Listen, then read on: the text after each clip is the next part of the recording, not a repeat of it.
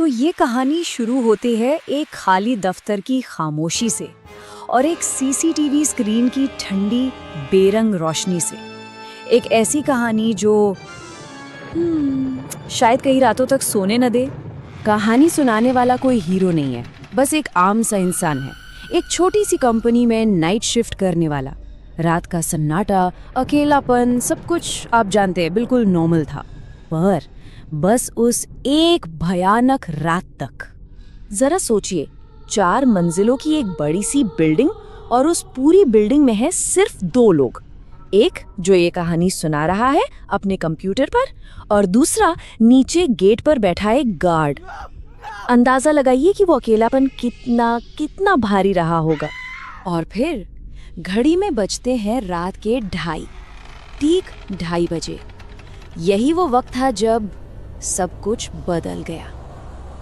वो वक्त जब सारी दुनिया सो रही होती है और कुछ अनहोनी चीजें जाग उठती हैं।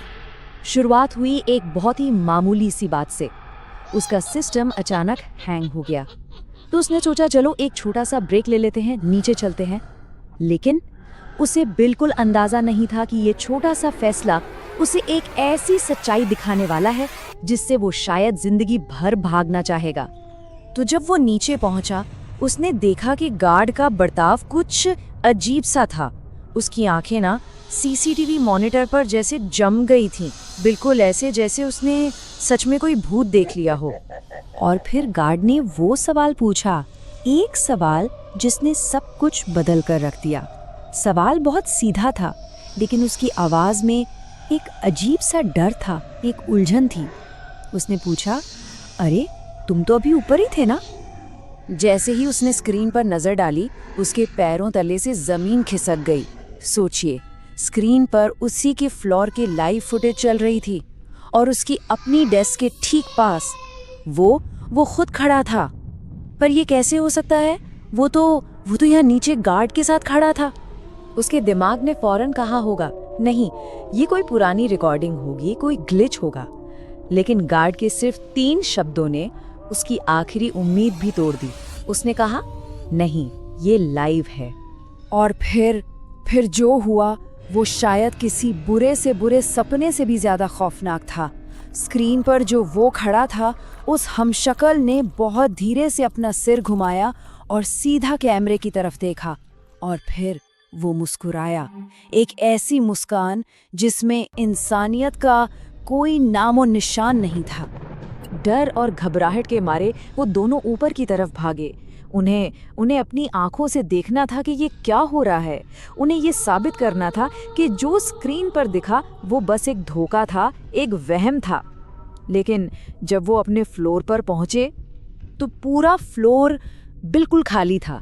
कुर्सी खाली पड़ी थी, सिस्टम बंद था, वहां किसी के होने का एक निशान तक नहीं था। वो चीज गायब हो चुकी थी। जब वो कांपते हुए वापस नीचे गार्ड की डेस्क पर आए तो सीसीटीवी स्क्रीन बिल्कुल नॉर्मल थी, जैसे कुछ हुआ ही ना हो। अब सवाल ये था कि क्या ये सब सिर्फ एक टेक्निकल ग्लिच था या उनके दिमाग का कोई वहम।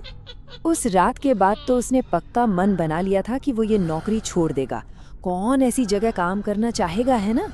लेकिन पता नहीं कैसी एक अजीब सी हिम्मत थी या बेवकूफ़ी कि वो अगली रात फिर से ऑफिस चला गया। इस बार वो डरा हुआ था, बहुत डरा हुआ था, पर उसने फैसला किया कि आज रात वो जानबूझकर उस मॉनिटर पर नज़र रखेगा। और ठीक उसी वक्त रात के 2:30 बजे वो वापस आ गया। ये कोई इत्तेफाक नहीं था, नहीं, ये एक पैटर्न था, एक खौफनाक खेल जो अब बस शुरू ही हुआ था। लेकिन इस बार वो हमशक्ल अपनी जगह पर खड़ा नहीं था। नहीं, वो चल रहा था। स्क्रीन पर वो सीढ़ियां चढ़ रहा था ऊपर की तरफ। सोचिए ये कितना ज्यादा डरावना होगा, क्योंकि असली वाला तो नीचे गार्ड के पास खड़ा है और अपनी आंखों से अपने हमशक्ल को सीढ़ियां चढ़ते हुए देख रहा है। और फिर स्क्रीन पर मौजूद उस चीज ने कुछ ऐसा किया जिससे उन दोनों की रूह कांप गई। वो सीढ़ियों पर अचानक रुक गया और बहुत बहुत धीरे धीरे कैमरे के और करीब आने लगा। इस बार उसका चेहरा बिल्कुल साफ दिख रहा था, हूबहू बिल्कुल वैसा ही, बस एक चीज को छोड़कर, उसकी आंखें। उसकी आंखों में कुछ भी इंसानी नहीं था, वो पूरी तरह से काली थी। और फिर उसने कुछ कहा, एक आवाज, एक फुसफुसाहट जो जैसे सीधे कैमरे के स्पीकर से आई। उसने पूछा, तुम नीचे क्यों हो? बस अब और बर्दाश्त नहीं हो सकता था। उसके हाथ कांप रहे थे। उसने एक पल भी नहीं सोचा, पीछे मुड़कर भी नहीं देखा। वो बस उस ऑफिस से, उस बिल्डिंग से, उस खौफ से दूर बस भागना चाहता था। लेकिन भागते भागते भी इंसान की एक आदत होती है ना, एक आखिरी बार पलटकर देखने की। उसने वही किया। उसने मुड़कर उस मॉनिटर पर एक आखिरी नज़र डाली, और जो उसने उस आखिरी नज़र में देखा वो इस कहानी का सबसे खौफनाक मोड़ था। स्क्रीन पर नजर पड़ते ही उसके होश उड़ गए। मॉनिटर पर गार्ड खड़ा था और ठीक उसके पीछे वही काली आंखों वाली चीज।